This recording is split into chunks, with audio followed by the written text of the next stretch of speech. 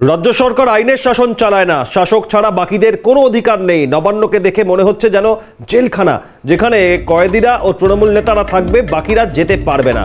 নবান্নের সামনে কেন কেউ যেতে পারবে না? আদালতের নির্দেশে আন্দোলনে বসতে হচ্ছে, এটা সম্পূর্ণ অগণতান্ত্রিক মন্তব্য সিপিআইএম নেতা সুজন চক্রবর্তীর। কি বলেছেন দেখুন।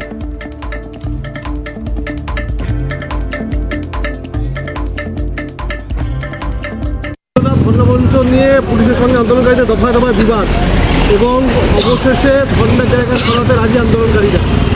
দেখুন, কোর্টের নির্দেশে শেষমেশ নবান্নের সামনে অবস্থান। কোর্টের নির্দেশে এ রাজ্যের সরকার আইনের শাসন চালায় না, শাসক ছাড়া বাকিদের কোনো অধিকার নেই। নবান্ন যেন মনে হচ্ছে একটা জেলখানা, যেখানে কেবলমাত্র কয়েদিরাই থাকবে, তৃণমূলের নেতারাই ওখানে থাকবে, আর কেউ ওখানে যেতে পারবেন না। নিজেদের জন্য একটা জেলখানা বানিয়ে রেখেছেন যাতে বাকিদের প্রবেশ নিষেধ। এই চলে কখনো? নবান্নের সামনে কেউ যেতে পারবেন না। ওখানে 144 পার্মানেন্ট করা আছে নাকি গোটা পশ্চিমবাংলায়, গোটা কলকাতায়? কোর্টের নির্দেশে আজকে ওরা ওখানে বসেছেন, তাই নিয়ে পুলিশের ওজোর আপত্তি। এই ওজোর আপত্তি এত ভালো হচ্ছে না, এটা অগণতন্ত্র, গণতন্ত্র সম্মত নয়।